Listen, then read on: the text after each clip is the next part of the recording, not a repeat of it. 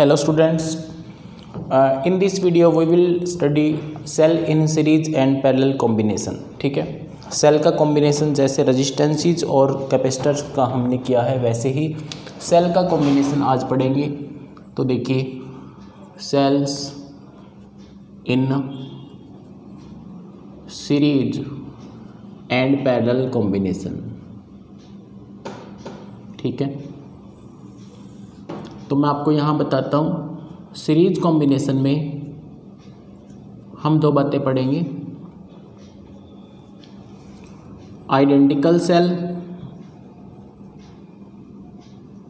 In series और different cells in series. ठीक है, उसी तरह से पैरेलल कॉम्बिनेशन में हम पढ़ेंगे आइडेंटिकल सेल्स और डिफरेंट सेल्स। ठीक है, तो आज हम स्टार्ट करते हैं सेल इन सीरीज कॉम्बिनेशन।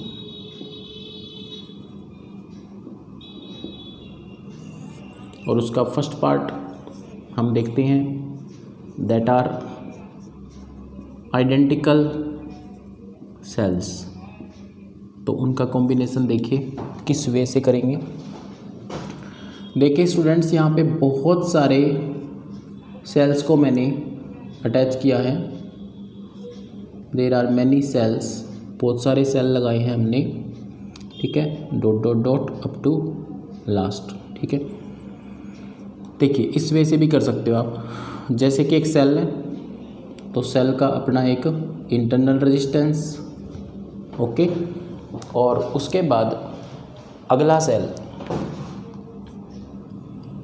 फिर उसका इंटरनल रेजिस्टेंस, फिर next cell internal resistance, and ये चलता जाएगा, फिर सेल और उसका इंटरनल रेजिस्टेंस। तो इस तरह से हमने कनेक्टिविटी की हुई है। And this is the external resistance R, let कर लेते हैं इसको, एक्सटर्नल रेजिस्टेंस आर। ये सारे आइडेंटिकल है तो इन सब के इंटरनल रेजिस्टेंस भी क्या होंगे, सेम होंगे। इनका ईएमएफ भी क्या होगा, सबका इक्वल होगा। ठीक है, तो इस तरह से आपने करना है इनको अटैच। तो एक एक पेयर को चूज़ कर लेते हैं यहाँ से। ये एक सेल है, सिमिलरली नेक्स्ट। तो इस तरह से बहुत सारे सेल्स को हमने सीरीज में जोड़ा अप टू n। ओके, तो देखिए स्टूडेंट्स, यहाँ पे क्या है, मैं यहाँ पे नोमेनक्लेचर करता हूँ इनकी, जैसे कि C1 C2 C3 up to कितना Cn। ठीक है, तो यहाँ देखिए, let C1 C2 C3 up to Cn are cells in series. ये काफ़ी सारे सेल हैं जो हमने सीरीज में इनको जोड़ा है। ठीक है, तो बताइए इनका जो n सेल्स जो हमने जोड़े हैं, इनका इक्विवेलेंट ईएमएफ कितना आएगा। देखिए, equivalent EMF of n cells, तो क्या लिखोगे आप उसको, E इक्विवेलेंट, तो that will be E plus E, कहाँ तक जाएगा ये, अप टू E। तो इसको हम क्या राइट कर सकते हैं, n times of E। This is our equation number first. इसी तरह से सभी सेल्स का अपना अपना इंटरनल रेजिस्टेंस है। तो देखिए, internal resistance of n cells का इंटरनल रेजिस्टेंस भी क्या आ जाएगा, E इक्विवेलेंट R इक्विवेलेंट, तो that will be R plus R up to कितना आया R। तो इसको मैं क्या लिखूँगा, n टाइम्स ऑफ R। तो इसे मैं इक्वेशन 2 लेट कर लेता हूँ। ठीक है, और क्योंकि ये सभी इंटरनल रेजिस्टेंसेस एक्सटर्नल रेजिस्टेंस के साथ कौन से कॉम्बिनेशन में हुए, अरे सीरीज कॉम्बिनेशन में हुए ना। देखो इसका रिड्यूस्ड डायग्राम, अगर इन सभी सेल्स को हम जोड़ देते हैं तो एक सेल बनेगा और उसका नेम रख देते हैं C, इसका इक्विवेलेंट EMF E इक्विवेलेंट और इसका इंटरनल रेजिस्टेंस क्या हो जाएगा R इक्विवेलेंट, ठीक है। और ये एक्सटर्नल रेजिस्टेंस के साथ सीरीज कॉम्बिनेशन में जुड़ा हुआ है, ठीक है। ये इसका रिड्यूस्ड डायग्राम है, इक्विवेलेंट डायग्राम बोल सकते हैं इसको। मीनिंग सभी सेल का इक्विवेलेंट EMF तो E इक्विवेलेंट होगा और सभी रेजिस्टेंसेस जो हैं internal they are R equivalent. तो एक्सटर्नल रेजिस्टेंस कितना जुड़ा हुआ है, R जुड़ा हुआ है, ठीक है। तो मैं यहाँ पे बता रहा था आपको कि इंटरनल रेजिस्टेंस जो है वो एक्सटर्नल के साथ कौन से कॉम्बिनेशन में है, तो that is in series combination. तो बताओ इफेक्टिव रेजिस्टेंस क्या हो जाएगा, इसलिए इफेक्टिव रेजिस्टेंस, तो ध्यान दो that will become NR plus में R, दोनों का क्या हो जाएगा, सम होएगा, ठीक है। करंट फाइंड आउट कर लेते हैं, करंट क्या आएगा। इसलिए करंट इन द सर्किट, उस सर्किट में करंट की वैल्यू, तो करंट क्या होता है I, और EMF इक्विवेलेंट कितना है हमारे पास E इक्विवेलेंट बाय में NR प्लस में क्या हो जाएगा R, ठीक है। तो ये सर्किट में टोटल करंट का फॉर्मूला रहेगा I is equal to E equivalent by में NR प्लस में R। स्टूडेंट्स आप E इक्विवेलेंट को और क्या लिख सकते हो, दैट इज NE, तो यहाँ पे क्या आ जाएगा N टाइम्स ऑफ E। इस रिजल्ट को तुमने लर्न करना है। अभी मैं कुछ स्पेशल केस इसके करवा रहा हूँ, तो वो देखिए। स्पेशल केसेस में फर्स्ट स्पेशल केस कि अगर एक्सटर्नल रेजिस्टेंस इंटरनल रेजिस्टेंस से क्या हो, बहुत लार्ज हो, if R is much greater than NR। तो देखिए, तो NR प्लस R अप्रोक्सीमेटली क्या हो जाएगा, R ही रहेगा, क्योंकि NR तो नेगलीफाई हो जाएगा, ठीक है। तो उस टाइम I इक्वल टू क्या आएगा, E इक्विवेलेंट बाय में, या E इक्विवेलेंट की जगह पे आप क्या लिखते हो, N times of E, by में क्या आएगा, R आएगा। तो this will be the current, okay. इसी तरह से हम सेकंड स्पेशल केस कर लेते हैं, if R is lesser than NR, ठीक है। तो उस वक्त क्या होगा, उसमें हम क्या करेंगे, R को नेगलीफाई कर देंगे, तो करंट कितना आएगा सर्किट में, N times of E by में N टाइम्स ऑफ R। तो N से N cancel out, I equal to क्या आ जाएगा, E बाय में R आएगा। तो न्यूमेरिकल्स में ये यूज होंगी दोनों वैल्यूज, इनको ध्यान रख लो, ठीक है। तो अभी देखिए हम करते हैं डिफरेंट सेल्स इन सीरीज, मतलब उनका EMF भी डिफरेंट हो और इंटरनल रेजिस्टेंस भी डिफरेंट हो। सीरीज कॉम्बिनेशन ही चल रहा है अभी, तो this is different cells in series, ये करते हैं, ठीक है। तो मैं यहाँ लेट कर लेता हूँ किन्हीं दो सेल्स को, ठीक है।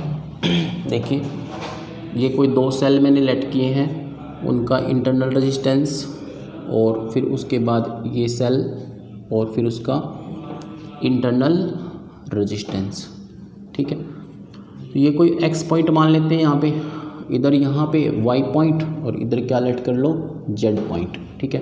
तो करंट जो है इस टॉपिक में, इस डायग्राम में, वो जेड से लेके एक्स तक मूव कर रहा है। तो करंट की डायरेक्शन क्या है, एक्स की तरफ है, ये आपने ध्यान रखनी है, ठीक है। तो पहले तो ये बताइए इसका इक्विवेलेंट डायग्राम क्या होगा। तो इक्विवेलेंट डायग्राम के लिए आप इसको रिड्यूस्ड करेंगे, तो that will be a single cell and having some internal resistance. Internal resistance will be R equivalent and EMF will be E equivalent. और कहाँ से कहाँ चलेगा, जेड से लेके एक्स तक, ठीक है। तो ये हमारे पास एक इनका रिड्यूस्ड डायग्राम हो जाएगा। तो यहाँ से स्टार्ट करते हैं, these are to cells C1 और दूसरा सेल क्या हो जाएगा, C2।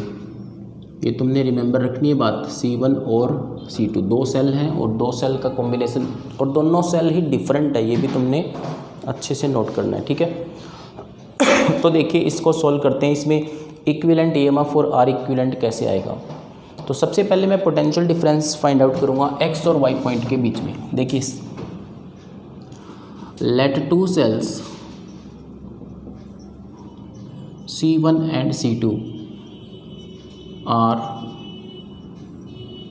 connected in series. ठीक है, तो फर्स्ट स्टेप इस टॉपिक का potential difference between X and Y point. तो बताओ एक्स और वाई पॉइंट का पोटेंशियल डिफरेंस क्या आएगा। तो that will be V X Y, और वी एक्स वाई को हम कैसे लिख सकते हैं, V X minus V Y, क्योंकि करंट कहाँ से कहाँ चल रहा है, जेड से लेके एक्स तक। ठीक है, ये हमारे पास फर्स्ट ईएमएफ है, ये दूसरा E2, इसी तरह से ये आर लेट कर लेते हैं R1 और R2।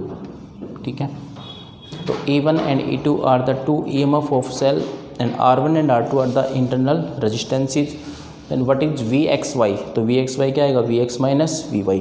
एक बात आपको याद होगी कि जो पोटेंशियल होता है उसका फॉर्मूला क्या होता है, E माइनस आई आर होता है ना। तो E minus I R, current सभी में सेम फ्लो कर रहा है, इसलिए E1 minus I R one, this is our equation number first. Similarly potential difference between Y and Z point, Y और Z के बीच में देखो फिर कितना आएगा पोटेंशियल डिफरेंस, तो उसे लिखेंगे हम VYZ। क्या होगा, VY माइनस VZ। सेल कौन सा है, दूसरा है, तो यहाँ पे क्या लिखोगे, E2 माइनस IR2। तो ये हो जाएगी हमारे पास सेकंड इक्वेशन। बट क्योंकि मेरे को Z से लेके X के बीच में फाइंड आउट करना है, तो बताइए XZ को मैं क्या लिख सकता हूँ, इसलिए VXZ will be the sum of XY and YZ। तो यहाँ पे क्या आ जाएगा, VXY प्लस में VYZ।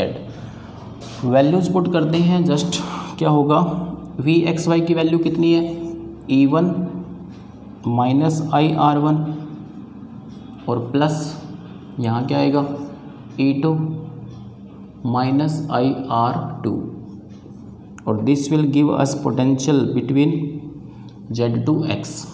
तो इसको यहाँ देखो,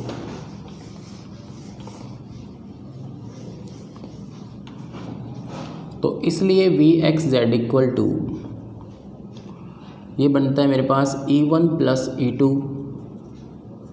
ठीक है, E1 प्लस E2 माइनस हम यहाँ कॉमन ले लेंगे तो R1 प्लस R2।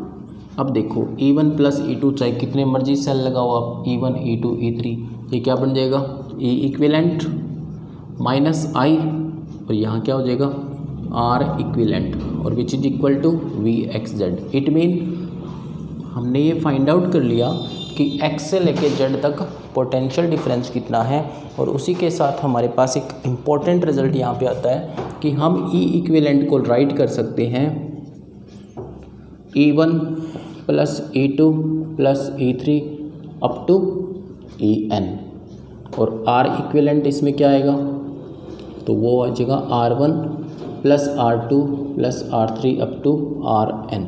तो ये रिजल्ट्स हैं जब सीरीज़ कॉम्बिनेशन हो और डिफरेंट सेल्स हो, तो उनका EMF किस तरह से आता है, लीनियर कॉम्बिनेशन आता है सबका, E1 plus E2 plus E3, और इंटरनल रेजिस्टेंसेस भी क्या आते हैं, R1 plus R2 plus R3 up to RN। और अब है cell in parallel combination, cells in parallel combination. तो इसके भी दो टाइप हैं, आइडेंटिकल और डिफरेंट। तो ये हमारा सेकंड टॉपिक है, that is cell in parallel combination. ठीक है, तो इसमें मैं मान लेता हूँ कि काफ़ी सारे सेल्स जिनका अपना EMF, बट वो सभी ऐड हैं किसमें, पैरेलल कनेक्शन में। ठीक है, तो ये आइडेंटिकल हैं, सभी आइडेंटिकल सेल इन पैरेलल कर रहे हैं हम, तो इसका R, इसका internal resistance R, similarly EMF E और E।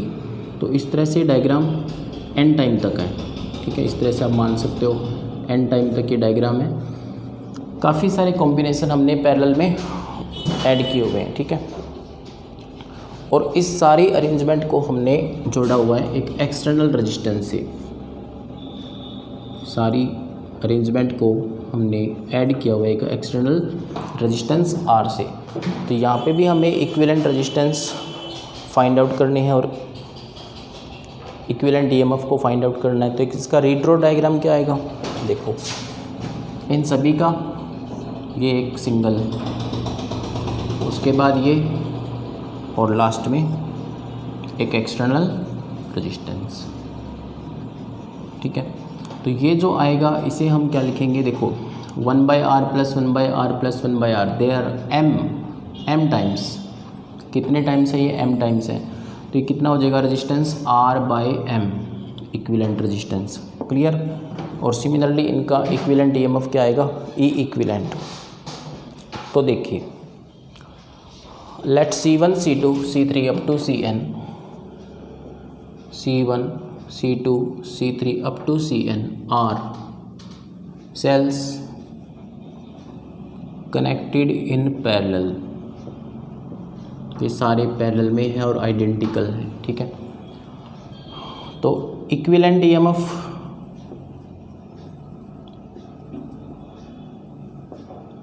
ये हो जाएगा E इक्विवेलेंट।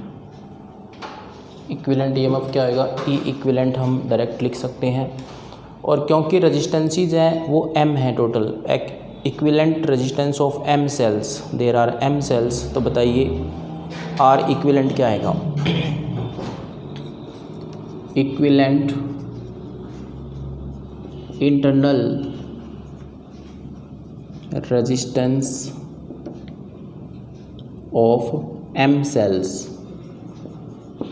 तो क्या हो जाएगा, R equivalent is equal to 1/R + 1/R + 1/R up to m times है। तो ये क्या आ जाएगा, m/r। तो बताओ यहाँ से R इक्विवेलेंट कितना आया सोल्व करके, तो दैट विल बी R/m। तो in this way equivalent resistance हमारे पास R/m आ रहा है। हमें फाइंड आउट करना होता है टोटल करंट। तो टोटल करंट का जो इक्वेशन है वो क्या होती है, I = EMF डिवाइड बाय, इसलिए current will I = total EMF by में टोटल रेजिस्टेंस। तो बताओ ये सारे जो रेजिस्टेंस जो यहाँ कनेक्टेड हैं वो एक्सटर्नल रेजिस्टेंस के साथ कौन से कॉम्बिनेशन में, तो वो सीरीज में है। ठीक है, तो लास्ट में क्या आएगा, नेट EMF E। तो टोटल EMF क्या है, E। टोटल रेजिस्टेंस कितना हो जाएगा, R/m और प्लस में capital R, because this is external resistance. तो करंट का फॉर्मूला क्या आएगा, I = E बाय में R/m + R। इसको और भी तुम सॉल्व कर सकते हो। ये क्या बन जाएगा, I = me/R + mr। एलसीएम लेके I = me बाय में R + mr। तो ये करंट आ जाएगा। तो इसमें हम स्पेशल केस उसी तरह से करेंगे। अगर R ग्रेटर देन हो स्मॉल r से, तो बताइए रिजल्ट क्या आएगा। फर्स्ट स्पेशल केस देखो, if R is greater than small r, तो क्या रहेगा, नेगलीफाई हो जाएगा। तो I = यहाँ से ये R कैंसिल हो जाएगा ना, तो क्या बचेगा, I = E/R/m। तो ये m ऊपर चला जाएगा। तो क्या आंसर आएगा, I = me/R। सिमिलरली इसका अपोजिट, अगर R is much lesser than R, तो इसका मतलब ये R यहाँ से नेगलीफाई हो जाएगा। तो उस टाइम रिजल्ट क्या आएगा बताइए। अगर R यहाँ से लेस हो जाता है स्मॉल r से, तो यहाँ पे रिज़ल्ट क्या आएगा, एक मिनट ये देखो, अगर R कैपिटल स्मॉल r से बड़ा है तो ये रिज़ल्ट आएगा आपके पास I = ये कैंसिल होएगा ना, फर्स्ट पार्ट इसका कैंसिल हो जाएगा। तो यहाँ पे क्या आएगा, E में R। इसका दूसरा केस, अगर R is lesser than small r, तो उस टाइम क्या होगा, इस कैपिटल आर यहाँ से नेग्लीफाई हो जाएगा, तो क्या बचेगा, I equal to M E by में स्मॉल आर। तो this is the value of current when identical cells are connected in parallel, and in next class we will discuss different cells in parallel and mixed grouping of cell. ठीक है, तो यहाँ तक ये करना है, ये लास्ट टॉपिक है इस चैप्टर का, और टेस्ट आपने अच्छे से देना है। Thank you.